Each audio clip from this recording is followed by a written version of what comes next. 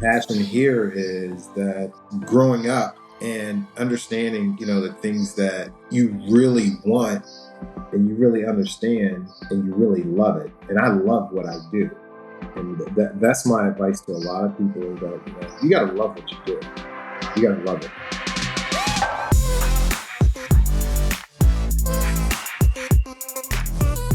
Welcome to the Color Money Podcast. I'm one of your hosts, co-host, Menkiti. I'm here with Emerick Peace. And we are really excited today to have with us Harvey Yancey of H2 Design Build. Amazing entrepreneur, business leader, and community advocate who's built an amazing business in Washington, D.C., dedicated to making high-quality homeownership affordable and accessible to our communities. As we continue our journey on the discussion of investing in real estate, on building wealth, and on leadership, we're excited to have Harvey with us today, and we're going to get, it's going to be quite a conversation. So looking forward to it. I'll start it off. Emerick, anything you want to say as you kick this off? Well, first off, I'm just happy to meet Harvey because every time I see somebody that looks like me in a space where you guys operate, I just get super excited.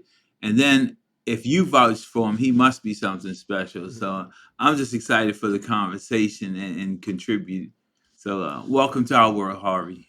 And I'm real excited for it too, because, Emerick and I live, and Julia and Daniel, we live in a very real estate brokerage centric world. And so Harvey's part of us wanting to reach out and bring folks who are in real estate, but from the development and investment angle and other disciplines, and bring them into our space to have this conversation. So we're excited about that. So Harvey, thank you for joining us.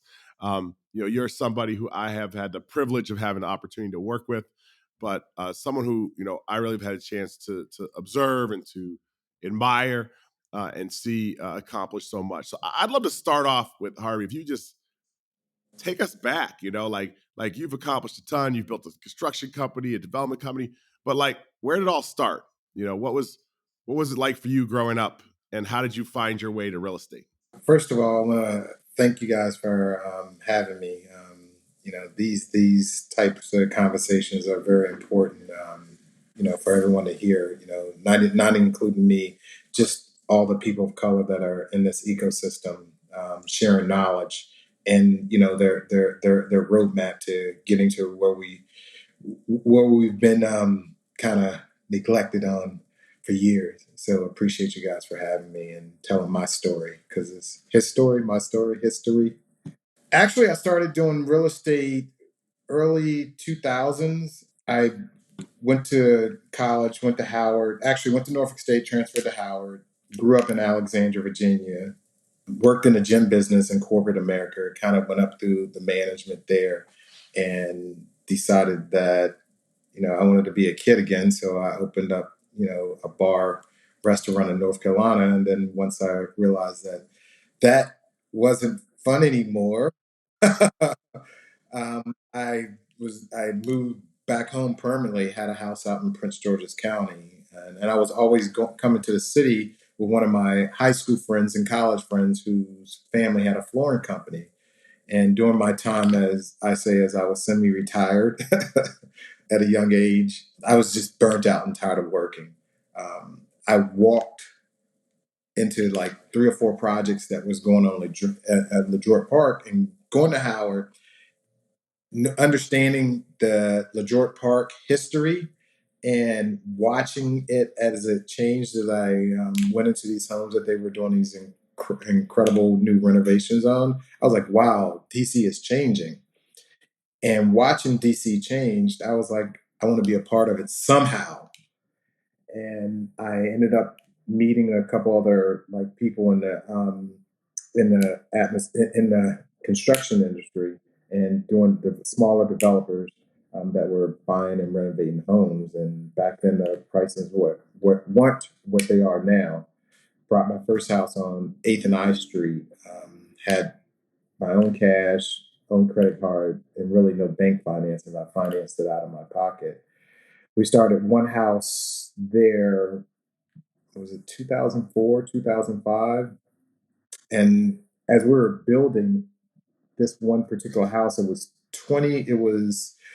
12 feet wide. We ended up adding a big addition on it and doing these floating staircases because my design background comes from growing up in Alexandria, Virginia, O Town, and Dale Ray, going to my rich white friend's house and looking at these houses that they were living in and had these crazy interior design, but you couldn't tell from the outside. So we did one house, and then within that year, we ended up doing 11 more houses. I started buying houses around the neighborhood that people were trying to move out. Then as I start seeing the neighborhood change, I was like, wow, we're kind of onto something. And this is 8th Street before it was 8th Street. And fast forward, we ended up probably within 5 years doing like 30 or 40 renovations in that area. And we started kind of like the renaissance of the 8th Street corridor of renovating homes. And we're here now. So Fast forward that, Harvey, to today, and just give people a little flavor of what your business looks like today. So from, we a lot of our folk, a lot of times we get to hear some amazing stories like, how'd you get from here to here?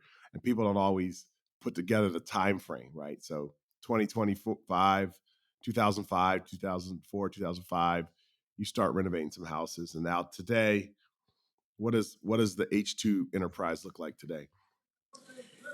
currently we have 3 different companies: H2 Communities, which is a partnership with the Menkiti Group on doing for sale townhouses, modern, affordable townhouses. Um, and we have H2 Design Build, which does the construction arm of it, and then we have H2 Development, which does the development multifamily homes as well. So, and we currently have about 25, 30 people that work with the company, consultants as well as employees. And it grew from me and just like started out with me, my nephews and cousins, and my brother who runs the construction division. And, we have full back office, accounting and project managers and things like that. Wow. So talk to people a little bit about, you made a comment earlier that one of your early competitive advantages was your eye for design. Can you talk to us a little bit about how this combination of construction and design has played into that, and how you've been able to bring that into your work, and what Well, I impact grew up that's in a had? 1 bedroom den apartment in Alexandria, Virginia, and as I was saying, I would go to my friends' homes that had these renovated townhomes, these old 1800 homes that were renovated up to modern, early 19, like 1990, 1995 homes, and my design or my detail for design came from going to Miami when I was 19 years old and loving the homes there and wanting to have big windows and straight lines, crisp lines, and that meant that your work was good. So that's where a lot of my eye for design came from. So I have a question, and it comes back to, you said you lived in a 1 bedroom den apartment, and you would go to your friend's home, and you got this eye for design. That's one thing. And then you went to Howard, and you saw the homes in Detroit Park, and you saw what was going on there, and you wanted to be involved in that because clearly you saw something special because you saw what was trending and what was happening. So it sounds like this whole you're a visionary, and in that visionary space, it's often difficult to get people to see what you see. And so you're building this empire. I'm gonna call it empire. You might not call it empire. It's an empire. And so you build this empire. How do you get people to come into your world and not be able to see what you see? Because most people can't see what you see when you're a visionary.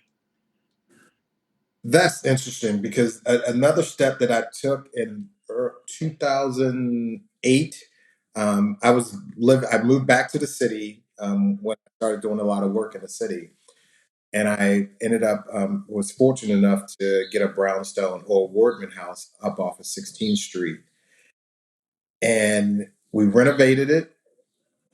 But my energy bills on my homes from my own personal house was crazy. You know, it was like $1,000 a month. And being in the business, I ended up deciding to like, hey, I'm going to upgrade my systems and do all these things. I did that. Ended up buying a piece of land over in Rock Creek Park. And the next step was to build it and sell it. Well, I decided I want to do a green home for myself. I took a risk on myself. Just listen to me. I took a risk on myself, and no one believed that I could build this house and end up selling it for the money that I thought would get it. And my thought was it was the design and what I put into it. And it's like, it was my passion of love of doing these things, building these homes, doing the renovations. And that was my first single family home.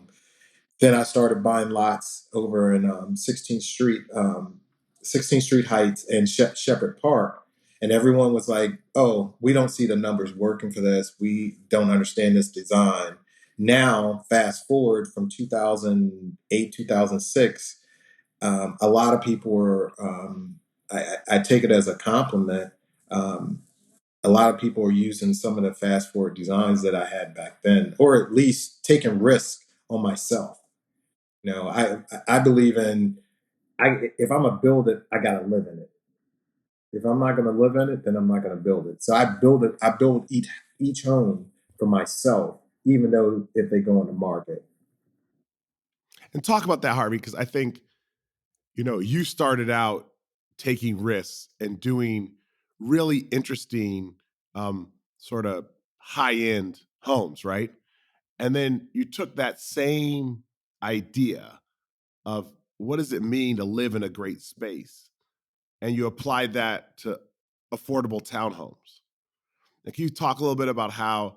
I mean, it's one of the things that I've always thought was so special about what you've done is you took the same eye and attention to detail you would apply to a $3 or $4 million house. And you said, how can I take this same sensibility about how you live? Can I connect? Can I connect those townhomes I saw my friends living in That with goes back. that apartment I lived in to create a space that has dignity and grace and honors the people that are living in it? That goes back to the one bedroom den with my mother and my sister, and have living in that space. And as you go to bed every night, you sit down on one knee and you pray. And one of the things that I prayed for was, being healthy and having my own bedroom and fantasizing my own bedroom of being big windows because we had a small window. And that's the type of spirit I take into when we're developing a house or designing or with our designers. Can you talk to us a little bit about the idea that you can have sort of luxury affordable? People tend to think that design is this, uh, grandiose fashion thing that costs a ton of money. But can you talk to us a little bit about how Yeah, design interacts with cost? you just took the word right out because I'm like, that's oxymoron. That's an oxymoron. Luxury affordable. I'm like, It, I don't get it. I call it modern luxury affordable. You have I'll name a couple. Everyone has a different feel. My first home that I brought was a Ryan home, a Ryan townhouse, and it was cookie cutter. And now I go to MVR, I go to EYA Homes, Tri Point, and actually I did a field trip with my team just to give them a idea of looking what's out there and looking at the things that we do and how do we separate ourselves and brand ourselves a little bit different. Um, on the cost aspect of it. And it can just be the little things, big windows. I would rather put a big window in a house and invest there than put small windows and put a bunch of crown molding throughout the place. I would rather spend a little bit more money on, the selective countertops than putting a bunch of recessed lights or things like that. You can kind of balance it out where that cost is not that much on the project. But and that was just my thought right there, because you're in the business of building, so there's a margin that you have to there's a margin that you have to make. Let's be real. This is a business conversation at this point, so there's a margin. Well, one of the things that we are learning, because this every day is evolving or learning and understanding, your space. Our margins are not going to be like a MVR or Ryan Home or Toll Brothers, because they do production. Their cost is going to be less. We just have to we're finding our way of that middle lane as we grow. We understand the dynamics of what our brand is and better in that. And that's key for us. We're going through a huge growth spurt right now, and figuring out and understanding what our market buyer is, and what we call it. I don't even call it affordable. I say it's the missing middle, and the missing middle is 80 to 120%, and that's either someone 2 or 3 years out of college that can't afford to live in this great city that we live in. Take advantage of some of the programs that they have, to live in the city and have a nice place rather than, a rundown place or, something like that. So you've really, Harvey, been able to carve out a niche, a space that was, it's interesting to hear you tell the story. It was grounded in your experience and in your skill and in your capability, but you found a niche. And a lot of people that we talk to in real estate are saying, "Hey, I want to be a real estate investor. I want to be a developer. I want to do this stuff." But like, what would be your advice to somebody who said, "Hey, I want to get into the business of being a real estate developer"? How would you advise them, and how did you find your special space in there? Well, when we started, I worked in corporate America.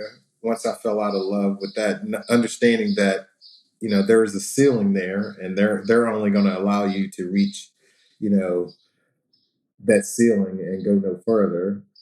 Just the sports background, I wanted to go higher, but when someone's holding you back, and when I opened up the dream of, owning a bar restaurant, once I fell out of love with it, it was I had no passion. The passion here is that growing up and understanding, the things that you really want and you really understand and you really love it. And I love what I do. And that's my advice to a lot of people, is that, you got to love what you do. You got to love it, and get around, a centric circle of people that, can help you and educate you on some of the things that you may be missing. I, I'm not the smartest person in the room, and I'm a sponge of learning different ways. Like I was saying earlier, we had a growth spurt, and we're right in this missing middle. And I'm looking at different companies, and I'm taking my team out so we can understand how they build, how they design, the margins. What are their margins? Asking them questions that a lot of people don't understand or don't know about the business. And I'm gonna say something. Bo and I talked a little bit about you, and he told me that you and I kind of sort of have some similarities, and he said that you're a community kind of guy, you're a loyal kind of guy, and it sounds like you like consistency, because I like consistency. I like people around me that I can have some predictability. If I'm going in a dark alley, I know somebody's got my back. And so, in that commitment to just your community and your quality, where does that come from? Where does it come from, and where do you expect it to take you? Because sometimes when we're loyal like that, we're loyal. We can be loyal to a fault, and Woo! it don't even take us where we really want to go. But we still going, and we have a tendency to try to make our best attempt to take people who maybe they just shouldn't even go there. And so, Well, the key word you said there was loyalty to a right? fault. The community, I got it from my grandmother, Okay. because she raised 9 kids, And she, as she was the pillar of our family, and had a third grade education, opened up a restaurant and took care of multiple grandkids and great grandkids, and she was involved with the community. And my mother, she did the same thing. And the loyalty part is, being a team player. I grew up in sports, and it takes a team, and to win, games. It doesn't take an individual. If I'm on your team or if I'm on the sideline, I got my pom poms and I want you to win. And that's how I treat my centric circle as well. You know, and that's the community is that, a lot of people, they don't understand. And if you're not willing to give them, a voice of knowledge that you can share, because it doesn't cost us anything to tell someone something that's right or wrong, or this is the right way to go. Or if you have subcontractors that are on projects that, they're failing in certain areas, a lot of times people don't let them know. They just let them fail. Right. So I actually have a great partnership now with Davis Construction, and one of the things that I'm implementing as their majority partner on some of their bigger projects is that, when we finish the project, we want to bring the CBEs or the small minority partners in on a project and give them a grade and let them know, the areas that we need to work with them on so they can continue to grow. If it's good or bad, some people don't want to hear it, but I would rather you tell me than not give me a job. Right. In reference to the community part of it, reaching out to the community, that's just in good spirit. That I help kids go to football camps, and not asking for anything back just because I was that kid that didn't have that opportunity. We do multiple turkey drives. I started doing delivering food to seniors from the Girls and Boys Club, the Boys and Girls Club in Alexandria when I got my driver's license, because my mother was sick and I had to go out and get us food. So when I had an opportunity, my thing was, let me go out and help others. So so how has that really helped you? Because it's good that it's just those are good things from an intrinsic perspective of what it does for you on the inside. How has that manifested itself in your business? Um, how's that manifest itself in your business? I don't look at it as a business opportunity. I look at it as, doing the right thing. People know that if I say I'm gonna do something, I'm gonna do it. Sometimes I may take a little bit longer, but I'm gonna do it. All right, all right. That's all. That sounds great, and all that humility sounds great, right? But what I'm saying, and I'm just going to tell you what I'm saying. When you do good for other people do good for you because they understand where your heart is. And the other part that I'm saying is that there probably have been some jobs or some deals that you have done that you probably shouldn't have been there. You don't even know why you're there. You know you do good work. You just don't know why those people are contacting you. Has that ever happened to you? People contact me or contact us because they know that, if I say we're gonna do something, we're gonna do it. Right, I don't look at it like that. I just think it's just the right thing to do. right. And on the reward side of it, something comes back great, but that is not my goal of, hey, if I do X, Y, and Z, this is what I am to receive back. I have no expectations. And that's why it comes back to you. That's why it comes back because you do it Yeah. with no expectation. That's the beautiful part about it. Well, you've That's seen the the beautiful way part about what you do. you see the way that Harvey has given back and just engaged in the community, right? That genuine level of care and concern and connection is people can see that. People see through what's real and what's not, and that They that can't. makes it different. And the truth is, they can't avoid you. They can't. They can't avoid. They can't close their eyes. I can. I get it.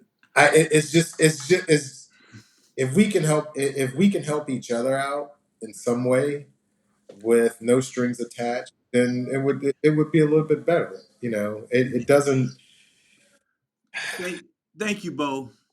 Hmm. Thank you, Bo. Uh, I hear myself all over Harvey right now. See, y'all the same type of people, man. I gotta tell you though, there is a thing. There is a thing that when you can go out in your heart to make a difference. That's fundamentally what business is. And I think we've come to think that business and impact are about doing something for ourselves, when fundamentally they're about doing something for others. And I think one of the things I admire about the two of you on this little call here is that in some very similar ways and in some very different ways, it's 100% clear that there's something core to your business that you are passionate about, that you would do whether people pay you or not, that you don't see as something you do for business. You see it as something you do because it's the right thing to do. And Emerick gets up, Harvey, Emerick gets up and trains people in a cutthroat business where people can leave at any time. You help them come from nothing to something and they just run out the door. And yet he gets up every day and does it again and again and again and again. And that's clearly what's in his heart, right? And I've seen Harvey. Harvey gets in the community. He sticks with people. He gives them a chance again and again and again. He gives back just because he thinks that's the right thing to do. He's not doing that because he thinks it's a business move or even wants to look good, or he's doing it because he thinks it's the right thing to do. At the end of the day, when you show up with that type of clarity of purpose, I think you have an opportunity to have a tremendous impact in the spaces that you work in. And I think you guys are living proof of that, and that's a pretty impressive thing. As we sort of turn the corner here and try and move to wrap this up, Harvey, I'd love for you to share a little bit with our listeners about your personal wealth journey. So you talked a little bit about being a kid, growing up. You talked about some different entrepreneurial endeavors. What are some of the things you've learned? We talk to folks a lot about where in their life are they trading time and talent for money? Where are they trading time, talent, and money for money, which is a big part of what you're doing in your development business? And where are they just trading money for money? And how is your world and your personal wealth journey? Like, what's your perspective on that right now? And you think about that in light of your girls and your family. Like, how do you think about personal wealth, and what's that journey been like for you? What are you learning? What have you learned? What are you still looking to learn? What are you grappling with? What am I learning? What am I looking to learn? And what am I still looking to learn? Understand the value of your time. Understanding the value of your time and making sure that you're really, counting your pennies and understanding where your pennies are turning into nickels and dimes, because they can always turn back into pennies. And that's monetarily, and that's also time spent, and educating others as well. Making sure that you're taking the time to educate other folks. If it's within your family, I think that's one of the things that I'm focusing on as I turn this page into my next chapter of being ready to go into the next life of traveling around the world and not have to worry about anything. You know, counting those pennies and making sure they turn into nickels and dimes, and watching them a little bit more carefully, because a lot of us didn't grow up with financial literacy, and understanding two things: money and time. So when it comes to that idea of education and then managing pennies to nickels to dimes in money and time, what has been the best lesson or resource or thing that you've learned in the lessons of money? Like, is there anything that was really a breakthrough lesson that you learned? Well, the time, make sure on the time part, make sure you're spending time where people are reciprocal, and they understand the value of your time. And then on the money part of it is making sure that you're managing your money, and you understand that there's an end, and tomorrow is never promised. Tomorrow is never promised. On this roller coaster, we know how to go out and hustle, and some people don't know how to go out and hustle. They just expect it. But tomorrow may never be, interest rates may change and people may not understand how to maneuver through that. Banks may change and not want to be your best friend. People, growing those relationships. So when it does change, is that you make sure that you understand how to get yourself, back on track.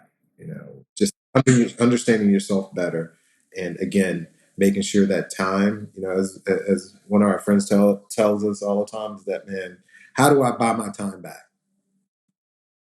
How do I buy my time back? Those are the things that I can, say that I'm really focusing on right now.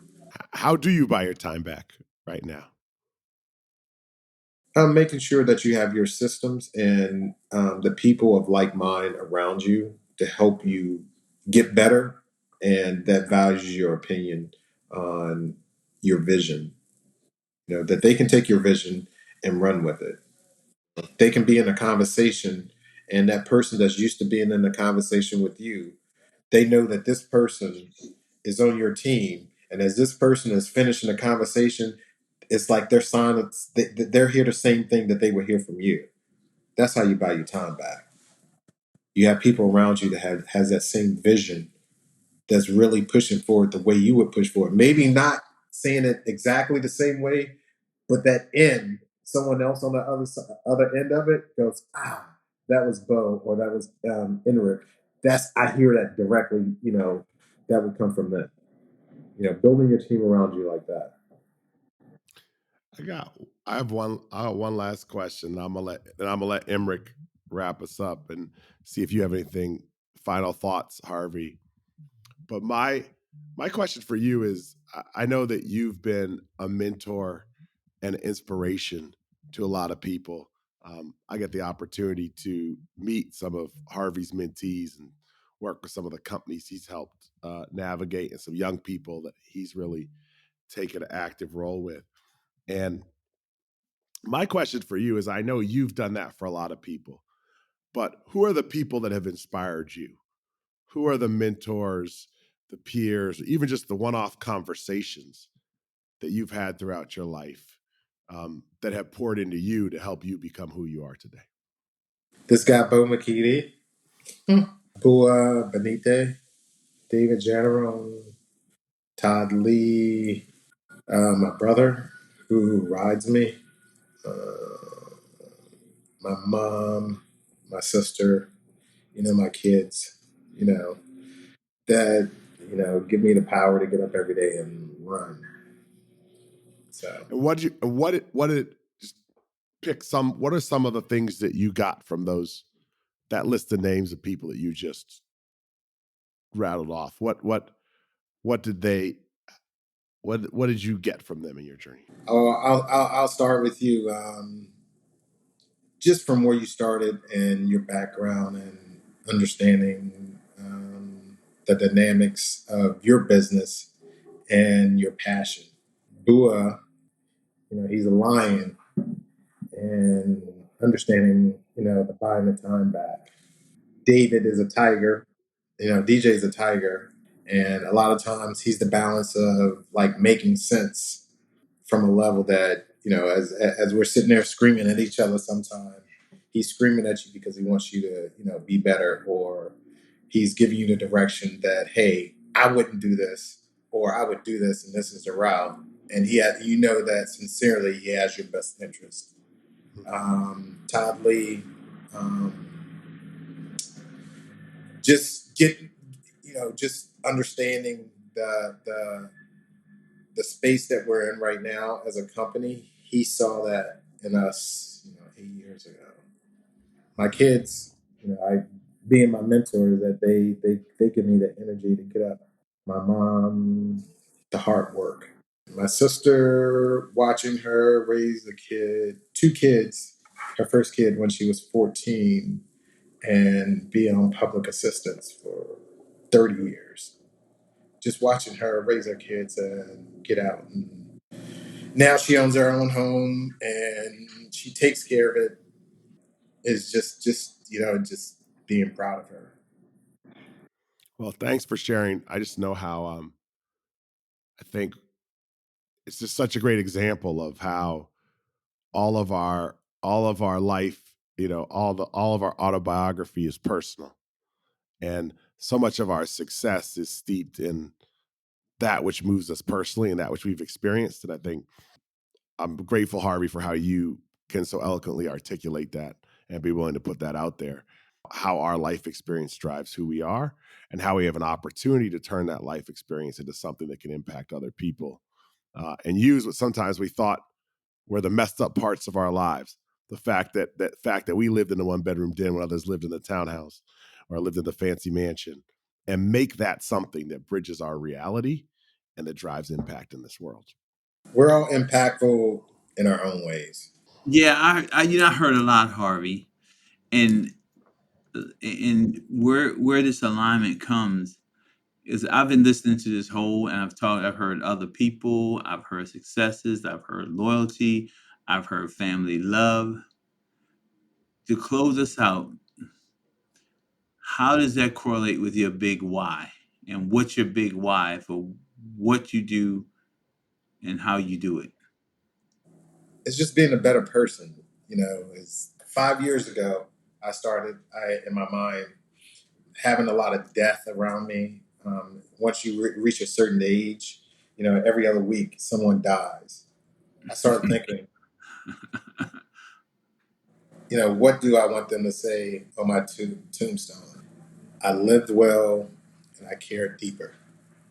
So that's my why. And my kids feeling the same way. I lived well and I cared deeper. I like that. I love it. Hey Harvey, thanks for being here. This is like super inspiring, and I want to thank you for taking time out of your schedule to be with us today on the Color Money podcast. Would you be willing to come back?